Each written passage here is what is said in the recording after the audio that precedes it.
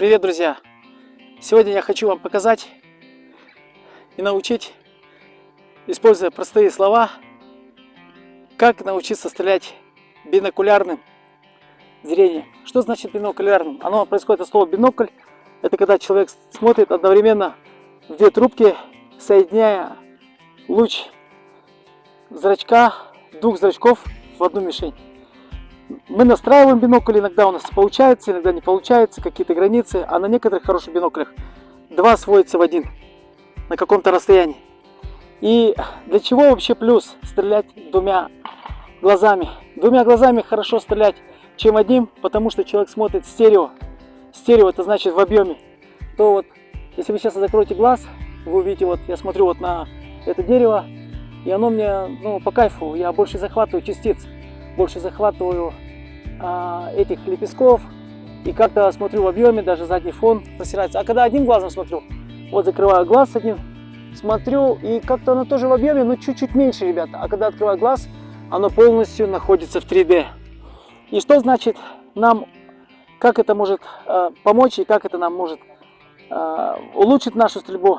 Тем, что когда мишень летит, одним глазом смотреть будет неудобно, мишень будет быстрой, далекой, и человек будет меньше контролировать ее.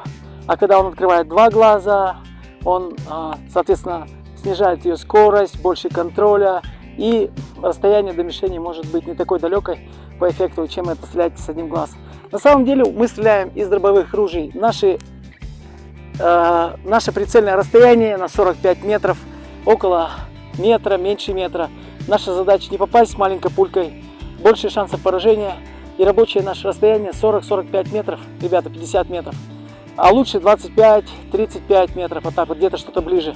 Это я использую при стрельбе по гусям, использую дальномер, потому что гуси небольшие, когда распахивают свои крылья, кажется, что они ближе летят, но на самом деле они летят далеко на 80 метров. Они же и бронебойные, и дробь не может их пробить, потому что, тем более, если стрелять семеркой, это не будет правильным. Надо стрелять как можно больше, чтобы была дробь.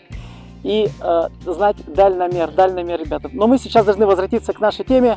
Это как научиться стрелять бинокулярным зрением. Ребята, давайте сразу к делу. Хоп. Честное слово, сегодня я стреляю двумя глазами.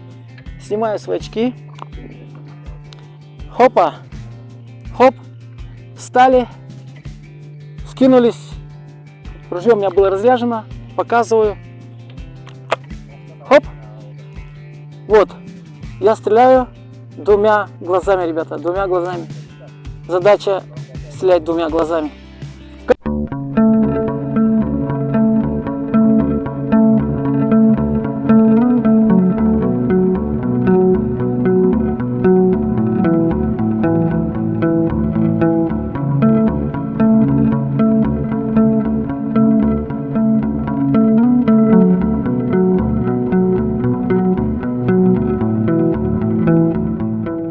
Как привыкнуть стрелять двумя глазами, ребята? Ставьте мишень на расстоянии 20-25 метров. Скидывайтесь чуть-чуть ниже, так как осыпь дроби у нас находится по центру. И когда мы стреляем от себя, то, конечно, можно смотреть чуточку ниже. А когда утка или мишень внизу по земле, то надо смотреть под мишень, чтобы попасть центром, потому что нижняя часть, вот эта вот, не вот эта часть в этой осыпи, вот эта часть нижняя от центра, она вся прилегает в воду или в почву, и только центром попадаем. Но чтобы было больше дроби и чтобы было намного эффективнее, смотрим ниже, ребята, ниже. Вот я смотрю какой-нибудь мишень, вон лежит какой-то желток, кусочек от мишени, беру ниже, смотрю под низ.